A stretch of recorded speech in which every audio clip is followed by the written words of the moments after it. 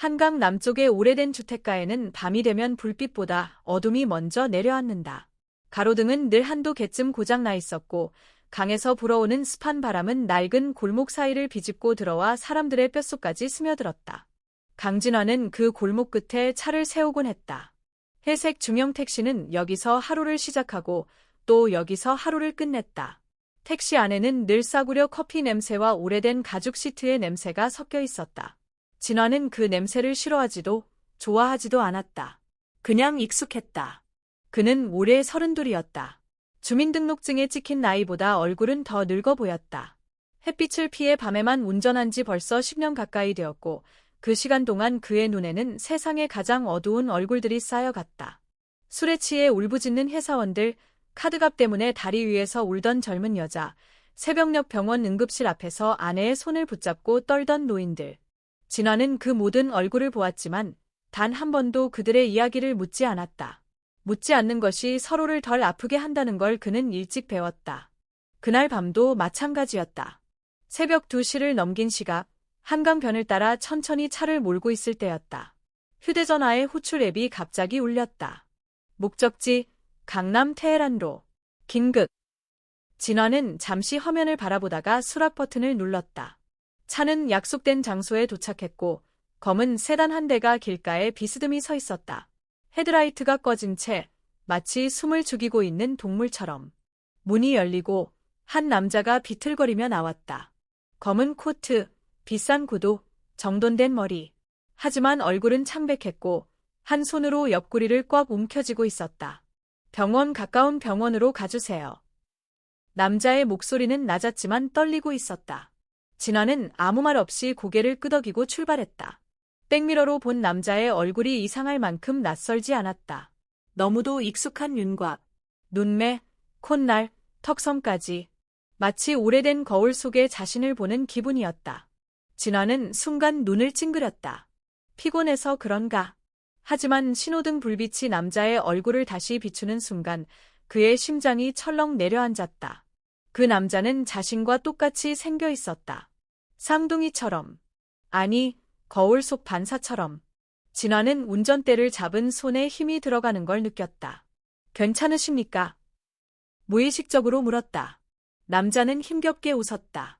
괜찮을 리가 있겠습니까? 그 말이 끝나자마자 남자의 몸이 앞으로 푹 쓰러졌다. 손님. 진화는 급히 갓길에 차를 세우고 뒤로 돌아봤다. 남자의 입술은 새하얗게 질려 있었고 숨은 가늘게 끊어질 듯 이어지고 있었다. 그는 지체하지 않고 병원으로 차를 몰았다. 응급실 불빛이 새벽 어둠을 찢고 터져나왔고 의료진이 들꺼들 끌고 달려나왔다. 환자분, 요식 있습니까? 남자는 대답하지 못했다. 의사와 간호사들이 남자를 데려가고 진화는 텅 빈 택시 옆에 홀로 서 있었다. 그제야 그는 손이 떨리고 있다는 걸 깨달았다. 그 남자의 얼굴이 계속 머릿속에서 떠나지 않았다. 자신의 얼굴이었다. 몇 분 뒤 정장을 입은 남자와 여자가 급히 병원 안으로 들어왔다. 여자는 검은 코트를 입고 있었고 얼굴에는 화장이 지워진 자국이 그대로 남아 있었다. 눈은 충혈되어 있었고 입술은 떨리고 있었다. 그녀가 진원을 보았다. 그리고 멈춰 섰다. 그녀의 눈이 커졌다. 숨이 멎은 것처럼, 몸이 굳어버린 것처럼. 준석. 그녀의 입술에서 이름 하나가 흘러나왔다. 진화는 당황해 고개를 저었다. 아닙니다. 저는. 여자는 갑자기 비틀거리더니 그대로 쓰러졌다. 설아 씨. 옆에 있던 남자가 소리치며 그녀를 붙잡았다. 응급실이 다시 소란스러워졌다. 진화는 아무 말도 하지 못한 채 그 자리에 서 있었다.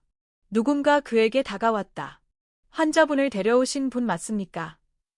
예. 환자 이름은 강준석입니다. 태양그룹 회장님이십니다. 진화는 그 말을 이해하는데 몇 초가 걸렸다. 태양그룹.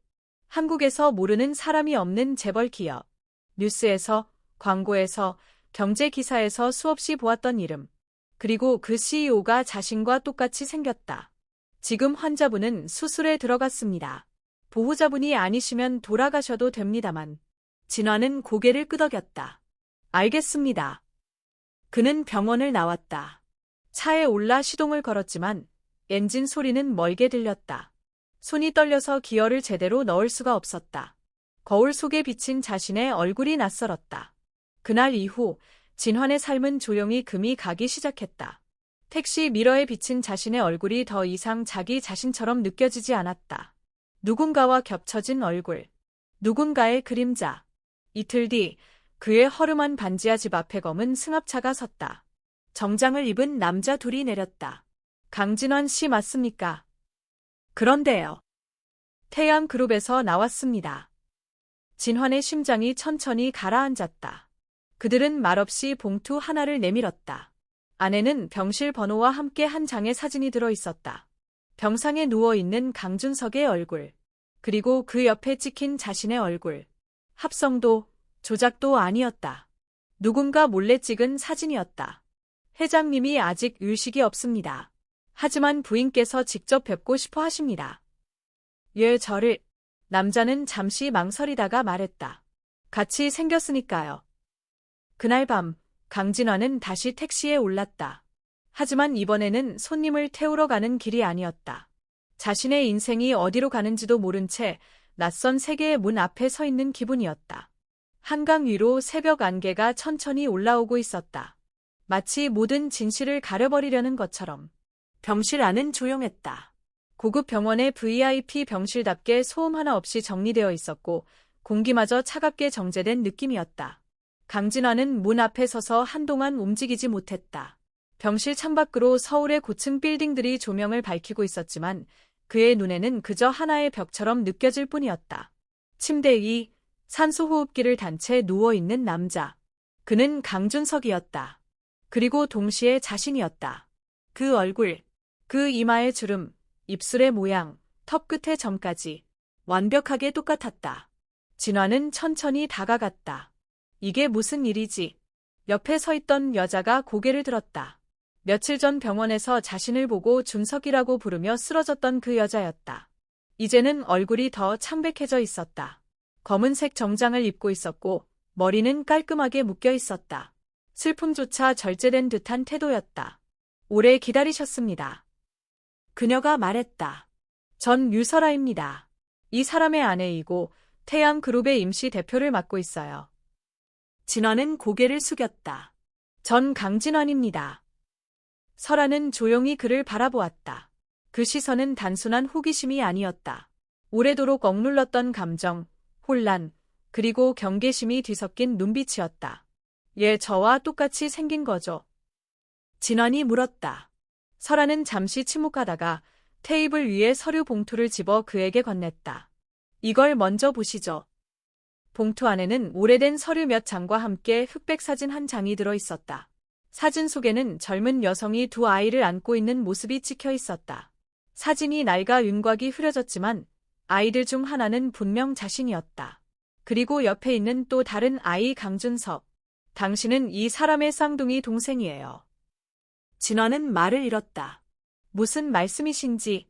1989년 부산의 작은 병원에서 두 아이가 태어났어요. 어머니는 공장 노동자였고 당시 강 회장님의 집안과 비밀스러운 관계가 있었죠. 쌍둥이 중 한 명은 집안으로 들어왔고 다른 한 명은 설아는 말을 멈췄다. 버려졌어요. 진환의 가슴 속에서 무언가가 무너져 내리는 소리가 들리는 듯했다. 예요. 그가 힘겹게 물었다. 예, 나는 버려졌죠. 설아는 고개를 숙였다.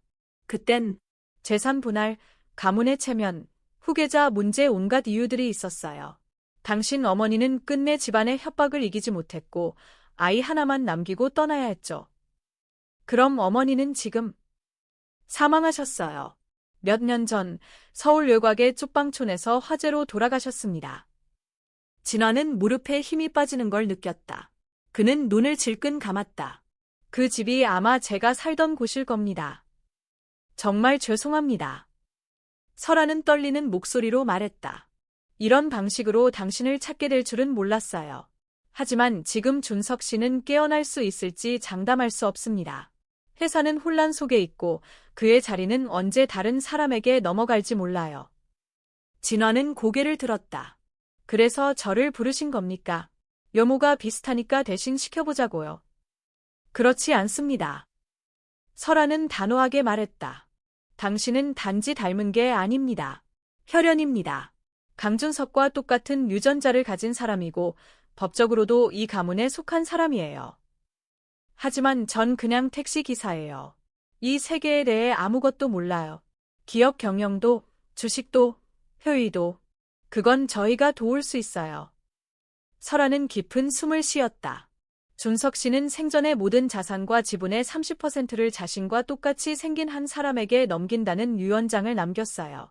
이건 단순한 닮은 꼴이 아닌 이미 알고 있었던 무언가가 있다는 뜻이에요. 그는 당신의 존재를 알고 있었을지도 몰라요.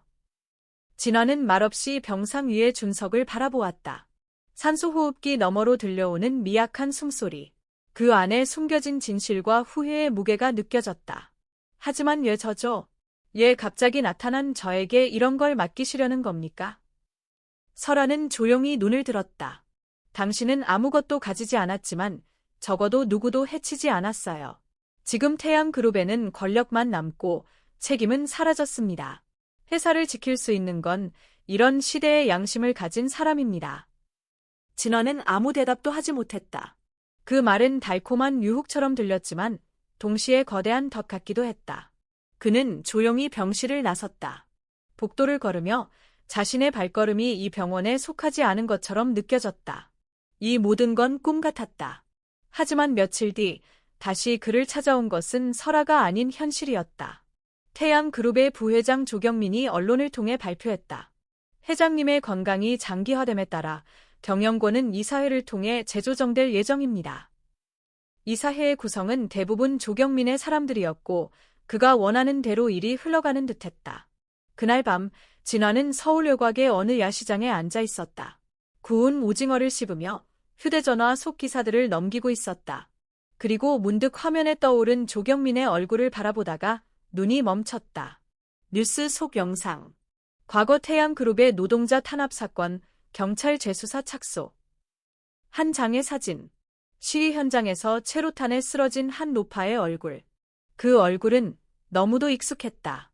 바로 자신의 어머니 민할머니였다. 진화는 천천히 휴대전화를 내려놓았다. 가슴 깊은 곳에서 무언가 뜨겁게 올라오고 있었다.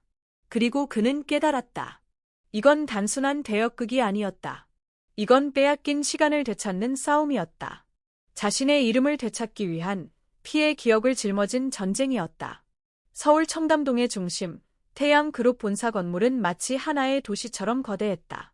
유리로 된 외벽은 하늘을 비추며 위험을 과시했고 로비는 은은한 조명과 고급 대리석 바닥으로 마치 박물관처럼 정적이었다. 강진화는 정장을 입고 그곳에 서 있었다. 자신이 매일같이 지나다녔던 거리였지만 한 번도 이 건물 안에 들어와 본 적은 없었다.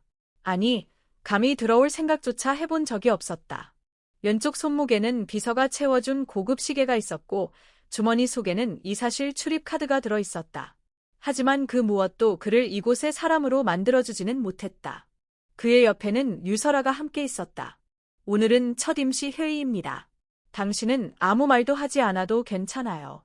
제가 대부분 진행할 거예요. 진화는 고개를 끄덕였다. 회의가 끝나면 비서실에서 간단한 교육을 받을 수 있도록 준비했습니다. 재무구조, 인사운영, 기업구조 등 전부 기본적인 내용이지만 도움이 될 겁니다. 그녀는 조용하고도 단호하게 말했다. 엘리베이터 안의 거울에 비친 진환의 모습은 너무도 달랐다. 한 달 전만 해도 새벽 택시에 앉아 컵라면을 먹던 자신이 이제는 이사실로 향하고 있다. 회의실 문이 열리자 날카로운 시선들이 그를 향해 쏟아졌다. 강준석으로 알고 있는 사람들 앞에서 그는 조용히 고개를 숙이며 자리에 앉았다.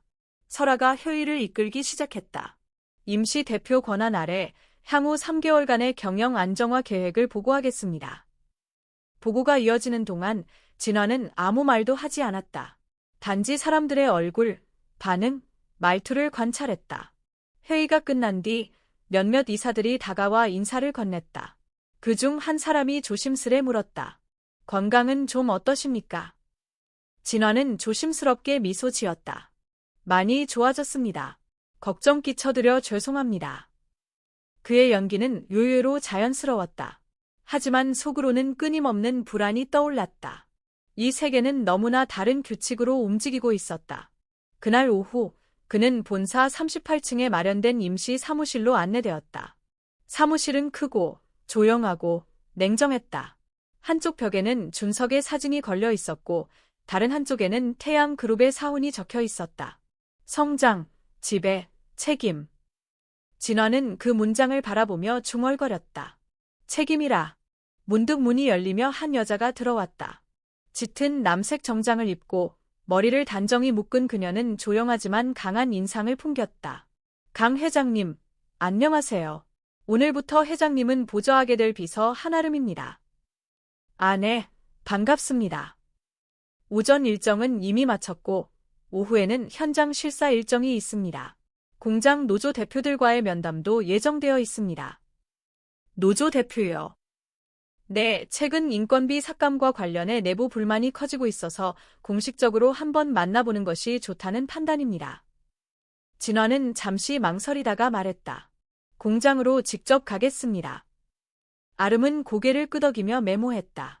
몇 시간 뒤 진화는 충청남도에 위치한 태양그룹의 주력 공장을 찾았다. 공장은 생각보다 낙후되어 있었고 근로자들의 얼굴에는 피로와 불신이 가득했다. 그는 노조 대표와 따로 면담을 가졌다. 회장님, 말로만 복지와 개선을 외치시지 말고 직접 이 환경에서 하루라도 살아보십시오. 밥은 식은 도시락, 냉방도 안 되는 공장, 12시간 연속 노동. 대표의 말은 날카로웠다. 하지만 진화는 고개를 끄덕이며 조용히 물었다. 근무 중 사고나 건강 이상자 통계가 있습니까? 있죠. 보고 드릴까요? 네, 전부 다 보고받고 싶습니다.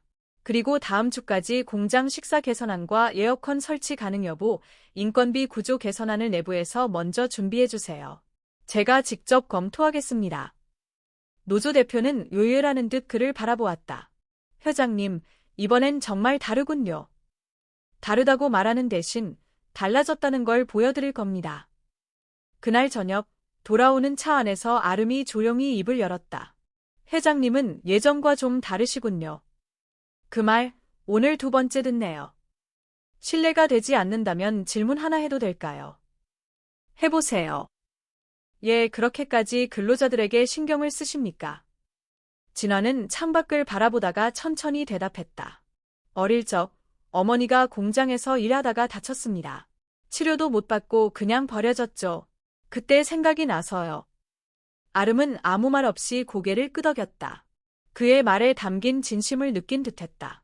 서울에 돌아온 뒤 진화는 태양그룹 내 부패한 인사 구조를 조사하기 시작했다. 회계 자료, 거래 명세서, 인사기록 하나하나가 거대한 퍼즐의 조각처럼 이어지고 있었다. 그리고 그는 점점 확신하게 되었다.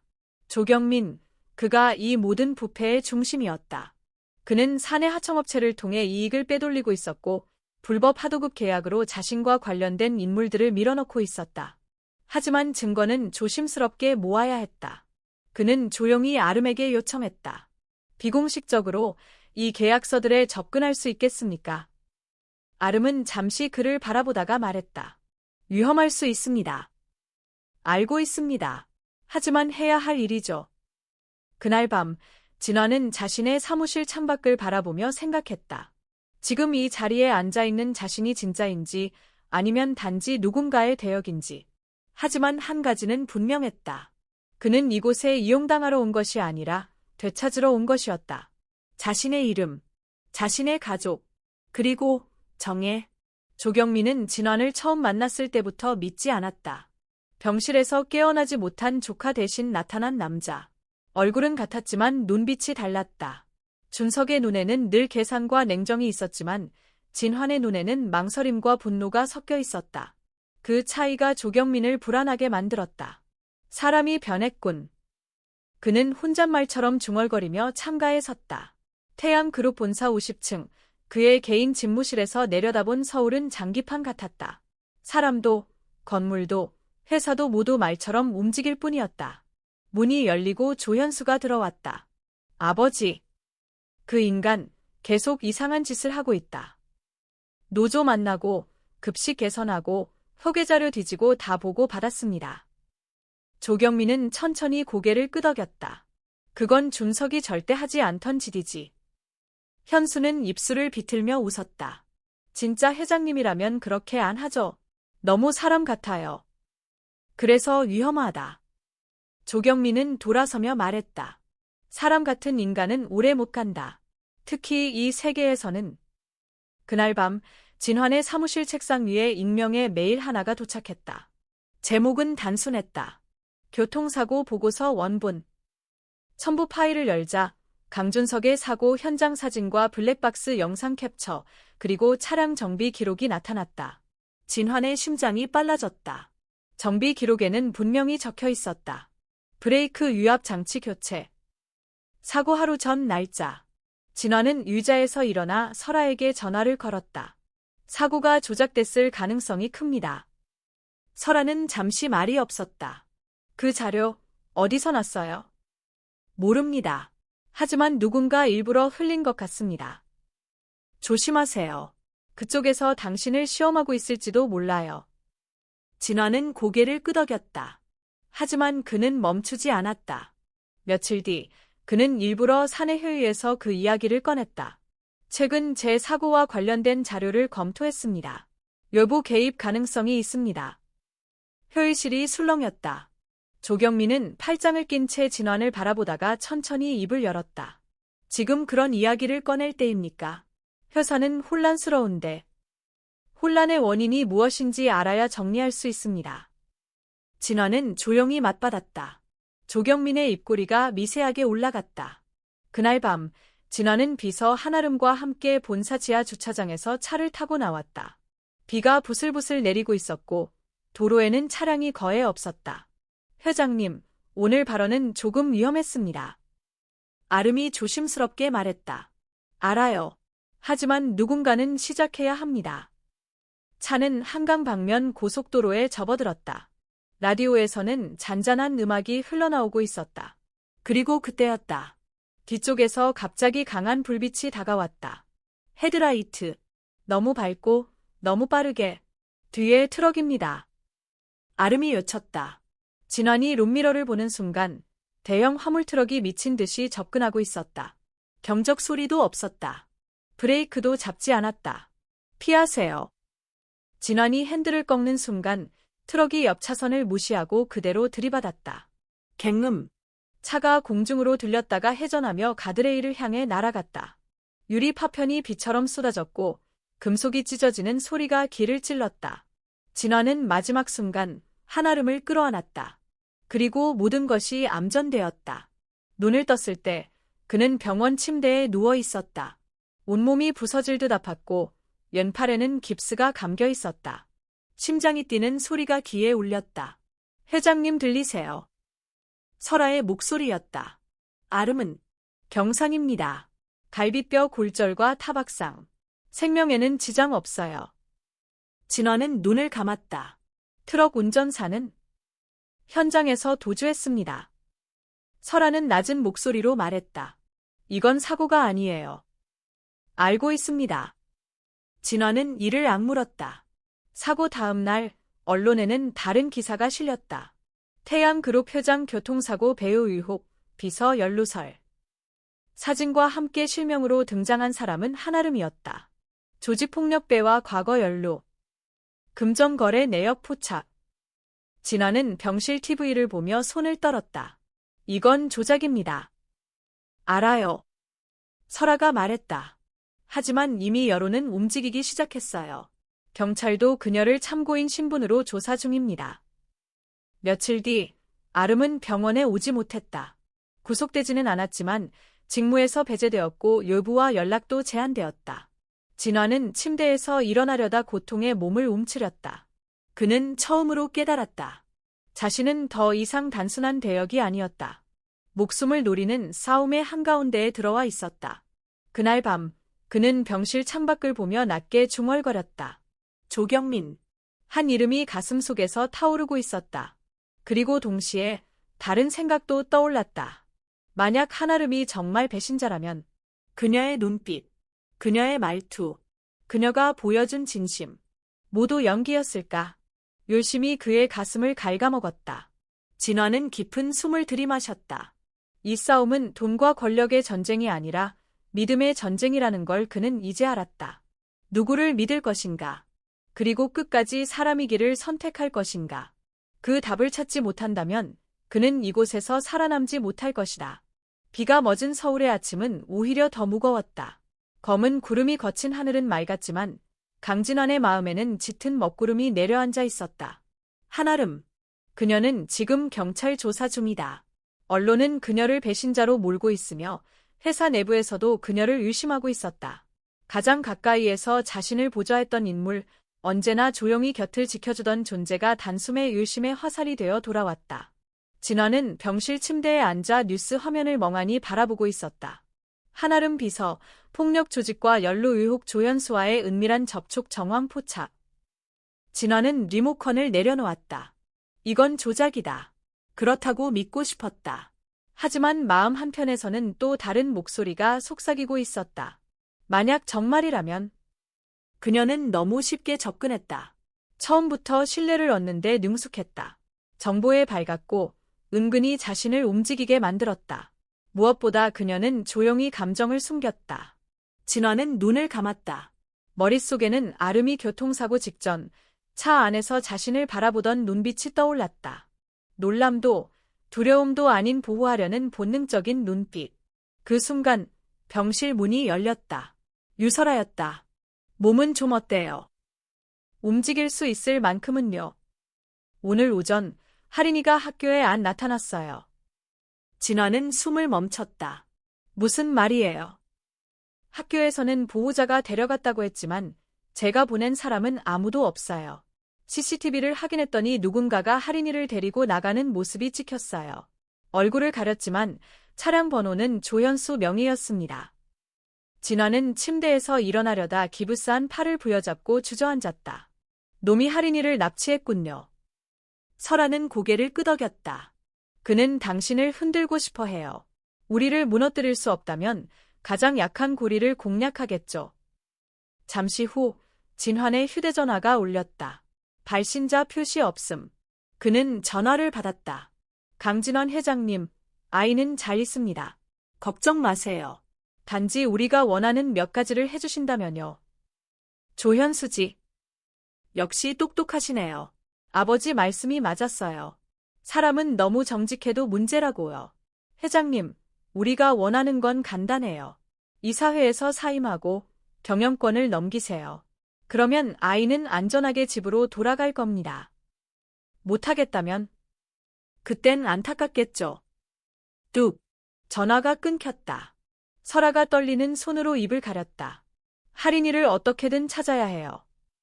저한테 조용히 협조해줄 사람이 있어요. 믿을 수 있는 사람. 진화는 병원복을 벗고 옷을 갈아입었다. 팔에 깁스를 한 채로 정장을 입으려니 통증이 밀려왔지만 그는 이를 악물었다. 몇 시간 뒤 그는 시내 한 폐창고 근처의 오래된 공중전화 앞에서 전화를 걸었다. 한아름 씨, 나예요. 당신 지금 어디 있습니까? 잠시 침묵이 흐른 뒤 익숙한 목소리가 들려왔다. 예, 저를 믿으시죠. 세상은 지금 절 의심하고 있는데. 당신 눈빛을 봤어요. 마지막 순간까지도 저를 지키려 했잖아요. 그 눈빛이 연기면요. 그럼 제가 진 사람입니다. 다시 침묵. 그녀는 낮은 목소리로 말했다. 차량 추적을 해봤어요. 할인 양을 데려간 차는 경기 외곽의 한 폐공장으로 향했어요. 조현수가 자주 이용하는 창고입니다. 하지만 경찰을 끌어들이면 아이가 위험해져요. 그럼 우리가 직접 가야겠군요. 위험해요. 총기류가 있을 수도 있어요. 괜찮아요. 저는 이미 모든 걸 걸었으니까요. 밤이 되자 두 사람은 어둠 속을 뚫고 경기 외곽 폐공장에 도착했다. 공장은 조용했다. 철문은 반쯤 열려 있었고 안쪽에 희미한 불빛이 새어나왔다. 진화는 아름에게 고개를 끄덕였다. 두 사람은 조용히 안으로 들어갔다. 창고 내부는 넓었고 오래된 기계들이 녹슬어 있었다. 한쪽 구석, 임시로 세운 컨테이너 안에서 희미하게 들려오는 어린아이의 울음소리. 할인이, 진환이 달려가려는 순간 총성이 울렸다. 탕! 바닥에 불꽃이 튀었고 두 사람은 몸을 숙였다. 컨테이너 이 무장한 남자 둘이 총을 들고 서 있었다. 환영합니다, 회장님. 조현수가 어둠 속에서 모습을 드러냈다. 이렇게까지 직접 와주실 줄은 몰랐어요. 아이를 풀어줘. 회사 넘기면요. 아주 간단하죠. 진화는 아름을 바라보았다. 그녀는 조용히 고개를 끄덕이며 뒤로 움직였다. 그리고 다음 순간 어두운 천장 쪽에서 섬광탄이 터졌다. 펑!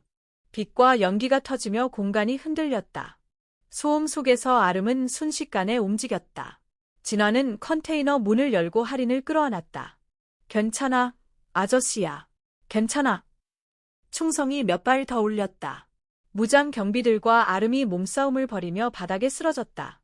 조현수는 비틀거리며 뒷문으로 도망쳤다. 진화는 할인을 품에 안고 창고 밖으로 뛰쳐나왔다. 바깥에 대기하고 있던 차로 들어가 문을 닫자마자 아름이 피범벅이 된 채 뒤따라 탔다. 당신 괜찮아요? 괜찮아요. 다행히 스치기만 했어요. 그녀의 옷은 찢어졌고 어깨에는 피가 번지고 있었다. 차가 떠나가는 순간 뒤에서 사이렌 소리가 울리기 시작했다. 설아는 미리 경찰에 연락을 넣어두었다. 조현수는 도망쳤지만 할인은 무사했다. 차 안에서 진화는 조용히 말했다. 믿어줘서 고마워. 아름은 피로한 얼굴로 웃었다. 이제 저도 믿어도 되겠네요. 경기 외곽의 폐공장에서 돌아온 뒤 강진화는 할인을 품에 안은 채 한참을 말없이 앉아 있었다. 아이는 이미 지쳐 잠이 들었고 그의 셔츠는 눈물과 피로 얼룩져 있었다. 유설아는 할인의 방에서 아이를 재운 뒤 조용히 거실로 나왔다. 당신 괜찮아요? 진화는 고개를 들지 않았다. 더는 물러설 수 없어요. 설아는 그를 바라보다가 천천히 앉았다. 조경민은 이사의 장악을 거해 마무리했어요. 당신이 사임하면 모든 게 그의 손아귀로 들어갈 겁니다. 그렇기 때문에 우리가 먼저 움직여야 해요. 그날 밤, 진화는 한아름과 함께 태양그룹의 내부 자료를 분석하기 시작했다. 계약서, 회계보고서, 자회사 투자 내역 수십 개의 파일 속에 흩어진 단서들을 조합한 끝에 그들은 결정적인 연결고리를 발견했다. 이건 회장님의 사인이에요. 아름이 노트북 화면을 가리켰다. 이 자회사, 지난 5년간 그룹 자금을 반복적으로 유출했어요. 수익은 전무하고 실제 존재하는 사업체도 아니에요. 그런데 이 모든 계약서에 준석 회장님의 전자서명이 들어가 있어요. 진화는 그 서명을 한참 바라보았다. 그럼 이 모든 부패는 조경민 혼자가 아니라 강준석 회장도 알고 있었단 뜻입니다. 혹은 동조했거나요. 순간 진환의 머릿속이 하얘졌다. 자신이 되찾고자 했던 형. 자신이 정의를 위해 대신 서고자 했던 사람. 그 사람이 부패의 일원이었을지도 모른다는 사실. 아니야, 아닐 거야. 단정하지 마세요. 더 깊이 들어가 봐야 해요. 며칠 뒤 진화는 본사 비밀 금고의 위치를 알아냈다. 과거 준석이 개인적으로 보관하던 금고였다. 금고는 회장실 뒤편, 감시 카메라가 없는 작은 방에 있었다. 아름이 정리한 준석의 생체 인증 기록을 통해 진화는 그 금고를 열 수 있었다. 철문이 열리자 안에는 오래된 종이 문서들과 USB 드라이브 하나가 있었다. 그는 문서 중 하나를 집어들었다. 사망진단서 2조 관련 내부 지시 보고서. 또 다른 문서에는 준석의 자필 노트가 있었다. 그날 밤 어머니가 나를 찾아왔다. 그리고 동생에 대해 물었다. 난 끝내 입을 열지 못했다. 어머니는 말없이 나가셨고 며칠 뒤 쪽방촌 화재 사고 소식을 들었다. 그 화재가 그저 사고였을까? 진환의 손이 떨렸다. 강준석은 알고 있었다. 자신에게 동생이 있다는 것, 어머니가 살아 있었다는 것, 그리고 조경민이 그 어머니를 제거했을 가능성까지. 하지만 그는 침묵했다. 가문의 체면을 위해서였을까? 권력을 지키기 위해서였을까? 진화는 그날 밤 준석의 병실을 찾았다. 형은 여전히 의식이 없었고 기계음만이 일정하게 울리고 있었다. 형. 진화는 낮은 목소리로 말했다. 당신이 뭘 지키려 했는지 나 이해할 수 없어. 그는 조용히 침대 옆에 앉았다. 하지만 이제는 내가 지킬 거야. 어머니가 목숨 걸고 지키려 했던 것들 내가 반드시 밝혀낼 거야. 진화는 USB를 들고 병실을 나왔다. 다음 날 그는 설아와 아름 앞에서 USB를 열었다. 영상 파일이 하나 들어 있었다. 영상에는 강준석이 직접 남긴 메시지가 담겨 있었다. 이 영상이 공개될 땐 아마 난 곁에 없을 것이다. 내 이름으로 많은 것들이 움직였고 그중 일부는 내 뜻이 아니었다. 조경민은 날 조종했고 난 그를 막을 힘이 없었다. 그러나 한 사람이 있다. 나와 같은 얼굴을 가진 사람. 그가 이걸 보고 있다면 부탁이다. 너는 나보다 더 용감하길 바란다. 영상은 거기서 끊겼다. 아름이 고개를 돌려 진환을 바라보았다. 이걸 공개하시겠어요? 아니요. 이건 마지막 카드입니다. 지금은 아직 때가 아니에요. 증거는 더 필요해요. 그리고 진환은 침착한 얼굴로 말했다. 조경민을 스스로 무너뜨리게 만들어야 해요. 그날 오후 진환은 기자회견을 열었다. 최근의 사고와 그룹 내 혼란에 대해 책임을 통감합니다. 저는 회장 직무를 잠시 유보하고 내부 감사를 시작하겠습니다. 조경민 부회장은 그동안의 업무를 계속 맡게 될 것입니다. 조경민은 당황한 듯 웃었다. 유료군요. 이제 와서 물러나겠다고요. 지켜보시죠. 진화는 짧게 대답했다. 그날 밤 조경민은 본사 최고층에서 사람을 불러 모았다. 이제 끝이다. 놈은 스스로 무너질 거야. 하지만 그는 몰랐다. 자신의 모든 대화가 아름의 정보망을 통해 녹음되고 있었다는 걸. 진화는 조용히 게임을 준비하고 있었다. 그리고 이 싸움은 이제부터 진짜로 시작되는 것이었다. 이사회의 움직임은 예상보다 빨랐다. 강진환이 회장직 유보를 선언하자마자 조경민 측은 바로 긴급 임시 주주총회를 소집했다.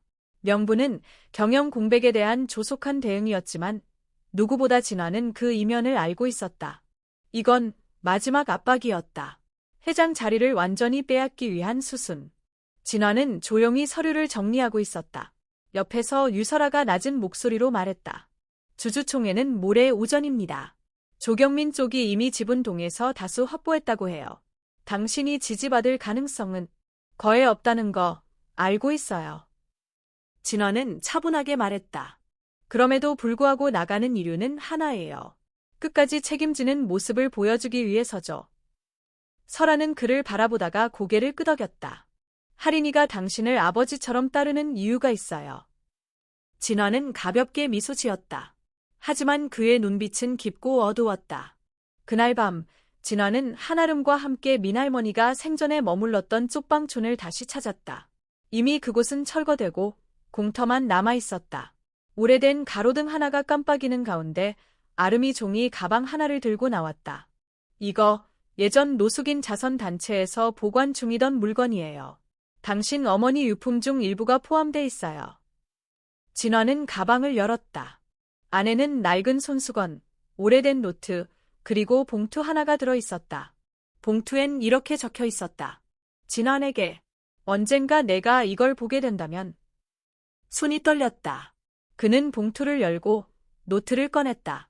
진환아, 엄마는 미안하단 말밖에 못하겠구나. 널 두고 떠날 수밖에 없었던 그날 엄마는 이미 사람으로서의 삶을 끝냈어. 널 지켜줄 수 없었던 죄책감, 그리고 언젠가 다시 널 마주할 수 없을지도 모른다는 두려움 속에서 하루하루를 버텼단다. 너의 형, 준석이는 나쁜 아이가 아니야. 단지 너무 일찍 어른이 되어야 했을 뿐이야. 그 아이도 또 다른 희생자였단다. 이 집안은 사람을 가려냈지. 누가 더 순종적인지, 누가 더 침묵할 수 있는지. 엄마는 결국 아무것도 지키지 못했지만 너는 제발 다르게 살아다오. 너만은. 그는 더 이상 읽지 못하고 노트를 가슴에 안았다. 눈물이 멈추지 않았다. 그는 무릎을 꿇은 채 조용히 울었다. 오랜 시간 쌓였던 분노, 상실, 공허함, 그리고 용서받지 못한 슬픔이 한꺼번에 터져나왔다. 곁에서 아름은 말없이 그를 지켜보았다. 그녀는 지금 이 남자가 단지 권력을 지키려는 사람이 아니라 과거를 정면으로 마주하려는 사람이라는 걸 느꼈다. 다음 날 진환은 병실을 찾았다.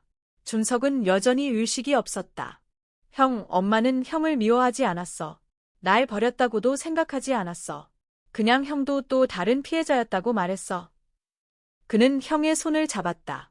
그렇지만 그 말이 형의 죄를 지우지는 않아. 우리가 했던 선택의 결과는 결국 우리가 짊어져야 해. 그는 조용히 USB를 병실 옆 서랍에 넣었다. 형이 깨어난다면 이걸 직접 보게 될 거야. 그리고 그때 스스로 판단해.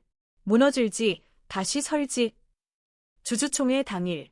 서울 중심가에 위치한 고급 호텔 연회장, 수십 명의 주주들과 이사회 멤버들, 언론사 기자들까지 빽빽이 모여 있었다. 조경민은 여유로운 표정으로 입장했다. 그의 옆에는 조연수가 함께했다.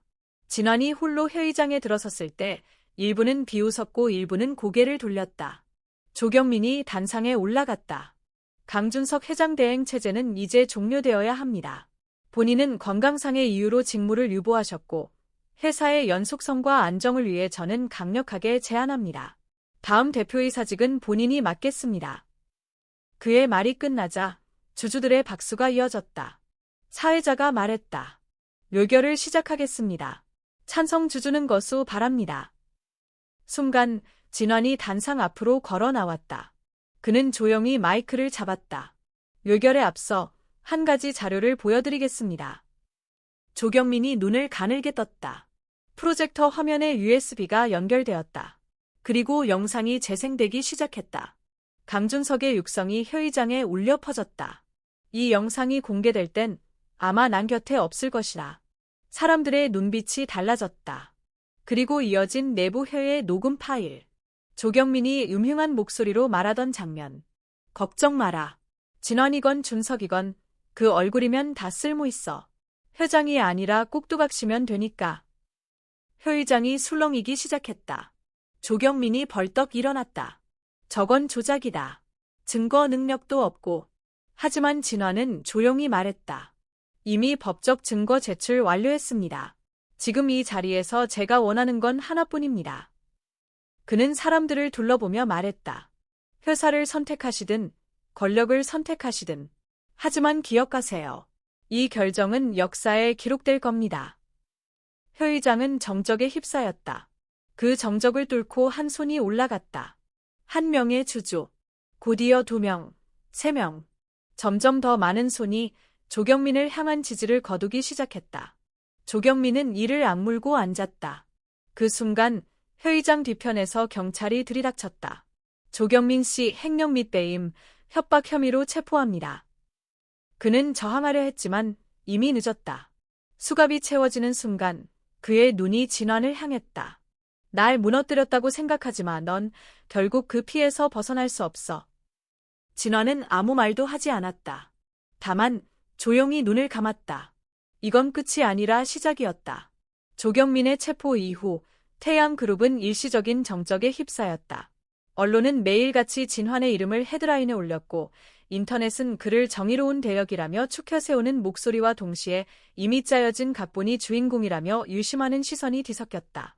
하지만 진환은 그 어떤 기사에도 반응에도 흔들리지 않았다. 그에게 더 중요한 건 지금부터였다. 그날 이후 그는 조용히 그룹 내 인사 구조를 재편하고 노조와의 장기 협의안을 체결했으며 하청 구조 개선안을 단계적으로 시행하기 시작했다. 경영 스타일은 달랐고 그 차이는 곧 수치로 드러나기 시작했다. 하지만 내부의 반발도 분명 존재했다. 어떤 이들은 그를 온정주의자라 비꼬았고 또 어떤 이들은 진짜 강준석이 아니라며 뒷말을 흘렸다. 진환은 알고 있었다. 이 조직은 단순히 사람 하나 바뀌었다고 쉽게 바뀌는 곳이 아니었다. 변화를 시작하려면 먼저 자신부터 정면으로 마주해야 했다. 며칠 후 병원에서 연락이 왔다. 강준석 회장님께서 의식을 되찾으셨습니다. 그 통보는 짧았지만 진환의 마음을 흔들기엔 충분했다. 그는 병원으로 향했다. 병실 앞에서 한동안 멈춰 서 있었다. 그리고 문을 열었다. 침대에 앉은 강준석은 여전히 창백한 얼굴이었지만 눈빛만큼은 또렷했다. 둘의 눈이 마주쳤다. 침묵. 진환이 먼저 입을 열었다. 오랜만이네요. 형. 준석은 고개를 천천히 끄덕였다. 넌 살아있었구나. 형도 마찬가지예요. 준석은 눈을 감았다가 다시 떴다. 처음엔 믿지 못했어. 내 앞에 나타난 너를 보고 그저 누군가가 날 조롱하려는 장난이라고 생각했지. 하지만 내가 회사에서 보여준 걸 보며 인정할 수밖에 없더라. 진환은 조용히 걸어와 침대 옆 의자에 앉았다. 형은 그랬어요. 얘 아무 말도 하지 않았어요. 준석은 깊은 숨을 쉬었다. 두려웠어. 내 존재를 알게 된 순간부터 난 이미 진 사람이나 다름없었지. 어머니가 날 찾아왔을 때 난 아무 말도 못했어. 그 눈을 마주할 자신이 없었거든. 어머니는 형을 원망하지 않았어요. 진환의 말에 준석의 눈가가 떨렸다. 그럴 리가 없어. 직접 쓰신 유서를 봤어요. 형도 피해자였다고, 형도 지켜지지 못한 사람이라고 하셨어요. 준석은 고개를 숙였다. 하지만 변명할 수는 없어. 난 권력을 택했고 너는 사람을 택했지. 진화는 말없이 그의 손등을 바라보다가 조용히 말했다. 이제 어떻게 하실 겁니까? 준석은 대답하지 않았다. 그 침묵이 곧 자신이 어떤 무게를 짊어졌는지를 말해주는 듯했다. 며칠 뒤 준석은 기자회견을 자청했다. 병원에서 퇴원하자마자 그는 휠체어를 탄 채 대중 앞에 섰다. 저는 태양그룹의 전 회장으로서 그리고 한 사람의 아들로서 동생으로서 오늘 이 자리에서 제 죄를 인정하고자 합니다. 기자들은 술렁였고 플래시가 터졌다. 과거 저는 가족을 외면했고 회사 내 부패를 알고도 묵인했습니다. 제 침묵이 수많은 사람에게 상처가 되었고 심지어 어머니의 죽음을 막지 못했습니다. 그는 숨을 고르며 말했다. 그리고 제 동생 강진환 씨는 저와 같은 얼굴을 가지고 있지만 전혀 다른 삶을 살아온 사람입니다. 그는 절 대신에 회사와 맞섰고 무엇보다 사람을 지키기 위해 싸웠습니다. 그는 휠체어에서 일어나 고개를 숙였다. 이제 모든 법적 책임은 제가 지겠습니다. 더는 숨지 않겠습니다. 진화는 기자회견장 한쪽에서 그 모습을 지켜보고 있었다. 사람들이 박수를 쳤고 언론은 재벌 회장의 사과라는 제목으로 기사를 쏟아냈지만 진화는 그 모든 요면적인 소란보다 준석의 눈빛에 집중했다. 진심이었다. 뒤늦은 참회였지만 적어도 거짓은 아니었다. 그날 저녁 두 형제는 병원 옥상에서 다시 마주했다. 서울의 밤하늘은 유난히 맑았고 도심의 불빛은 두 사람의 그림자를 길게 드리웠다. 이제 난 어디로 가야 할까? 준석의 질문에 진화는 한참 침묵하다 대답했다. 형이 지키고 싶었던 게 뭔지 그걸 되찾는 데서 시작하면 되지 않을까요? 준석은 쓴웃음을 지었다. 넌 참 여전히 사람을 믿는구나. 그게 우리가 살 길인 것 같아요. 둘은 한동안 말없이 서 있었다. 이제 모든 것은 새로운 국면으로 접어들고 있었다. 하지만 진화는 알고 있었다. 외부의 적은 끝났지만 이제부터 진짜 싸움은 내부에서 시작된다는 것을. 자신 안에 있는 분노, 복수심, 그리고 상처까지. 그것들을 이겨내야만 진짜로 사람을 지키는 리더가 될 수 있다는 것을. 태양그룹의 위기는 겉으로 보기엔 진정된 듯 보였다. 조경민은 구속되었고 강준석은 모든 법적 책임을 스스로 짊어지겠다고 나섰으며 언론은 회복의 시작이라는 수식어를 붙여가며 진환의 리더십을 조명하기 시작했다. 하지만 진환은 알고 있었다. 진짜 싸움은 이제부터라는 것을. 그는 회장실 창가에 서서 서울 도심을 내려다보고 있었다. 수많은 고층 건물과 불빛, 끊임없이 움직이는 사람들과 차량들. 그 속에서 진짜 변화는 얼마나 가능한 걸까? 문이 열리고 한아름이 들어왔다. 이사회 인준 통과됐습니다. 이제 당신은 공식적으로 회장입니다. 진화는 고개를 끄덕였다. 고맙습니다. 하지만 아직 넘어야 할 산이 많아요. 내부 감사 결과 총 16개의 계열사에서 부정계약과 로비 흔적이 발견됐습니다. 특히 금융계열 쪽이 심각해요. 고위층 간의 유착도 예상보다 깊고요. 어디까지 드러낼 수 있죠? 아름은 잠시 망설이다가 말했다. 전부요. 하지만 그렇게 하면 몇몇 주주들은 등을 돌릴 수도 있어요. 특히 외국계 자본 쪽은 이익보다 안정성을 더 중시하니까요. 진화는 조용히 생각에 잠겼다. 이익이나 정의나 안정이냐 진실이냐. 그리고 그는 알았다. 이 질문이야말로 태양그룹이라는 거대 시스템이 끊임없이 회피해온 질문이라는 것을. 며칠 후 진화는 그룹 내 전 임원진과 부서장들을 대상으로 대규모 타운홀 미팅을 열었다. 장소는 본사 대강당. 300명에 가까운 임직원이 한자리에 모였다. 조용했던 강당은 진환이 단상에 올라서자마자 무거운 공기로 가득 찼다. 그는 마이크를 들었다. 오늘 이 자리는 질책이 아니라 질문을 위한 자리입니다. 모두가 그를 바라보았다. 우리는 언제부터 숫자만 쫓기 시작했을까요? 언제부터 사람이 아니라 그래프를 먼저 보기 시작했을까요? 그리고 언제부터 성공이 침묵과 묵인을 의미하게 되었을까요? 침묵이 흘렀다. 저는 묻고 싶습니다. 여러분은 지금 이 회사에 속해 있는 것이 자랑스럽습니까? 누군가는 고개를 숙였고 누군가는 눈을 피했다. 저는 태양그룹이 단지 이익을 내는 조직이 아니라 사람을 지키는 조직이 되기를 바랍니다. 그리고 그 시작은 우리가 숨기고 회피해온 진실을 드러내는 데서 시작된다고 믿습니다. 그는 깊게 숨을 들이쉬고 말했다. 내일부터 그룹 전 계열사 내부 감사를 정식 발표하겠습니다. 과거의 부정을 바로잡고 현재의 시스템을 투명하게 만들 겁니다. 누가 반대하든 저는 멈추지 않을 겁니다. 이 사회는 곧바로 술렁였다. 회의가 끝난 뒤 한 고위 임원이 조용히 찾아왔다. 회장님, 이건 너무 급진적입니다. 시장이 불안해질 겁니다. 언론도 반대로 돌아설 수 있어요. 알고 있습니다. 그럼에도 불구하고 하시겠다고요. 진화는 단호하게 대답했다. 그래야 앞으로 나아갈 수 있으니까요. 며칠 뒤 그룹 홈페이지에 진실 고백이라는 제목의 공식 입장문이 게시되었다. 각종 비자금 조성과 유착 관계, 하도급 불공정 계약 내역 등이 담긴 보고서도 함께 공개되었다. 사회의 반응은 거셌다. 일부는 그를 기업인의 양심이라 불렀고 일부는 미숙한 리더십이라 비판했다.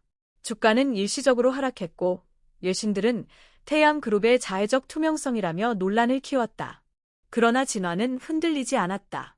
무너질 것이 있다면 무너져야 합니다. 그래야 진짜 기반을 만들 수 있으니까요. 그의 철학은 서서히 그룹 내 문화를 바꾸기 시작했다. 과거에는 보고를 숨기던 부서들이 이제는 먼저 실수를 보고했고 계약은 철저히 투명하게 공개되었다. 무엇보다도 직원들의 눈빛이 바뀌기 시작했다. 믿음이 생긴 것이다. 그 무렵 강준석은 조용히 사표를 냈다.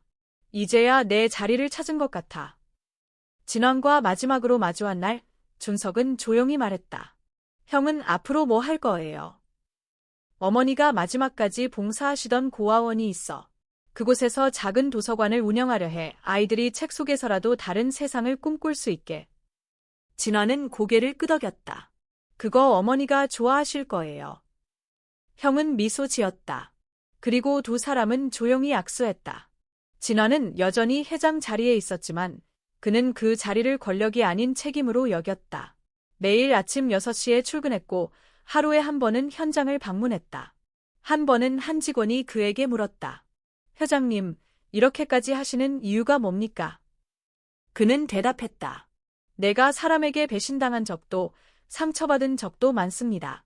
하지만 결국 사람에게 다시 일어설 힘도 받았습니다. 이 회사를 이끄는 이유는 그런 사람이 한 명이라도 더 있기를 바라기 때문입니다.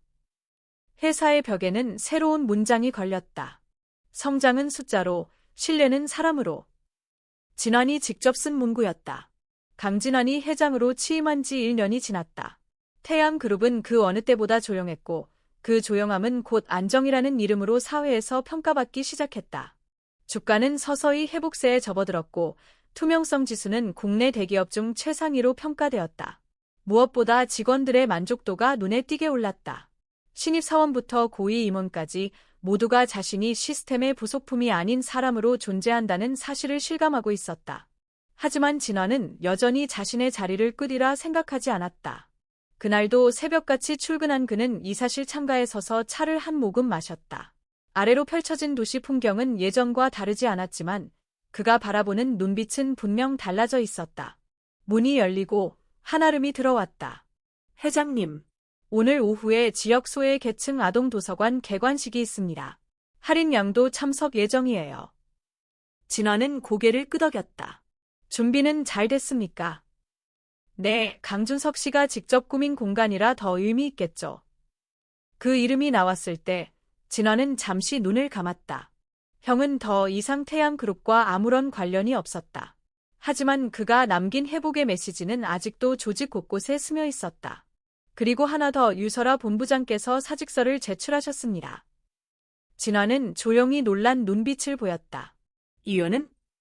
자신이 할 일은 끝났다고 하셨습니다. 그리고 본인의 삶을 살아보고 싶다고요. 그는 한참 말이 없었다. 받아들여 주세요. 저도 그렇게 생각해요.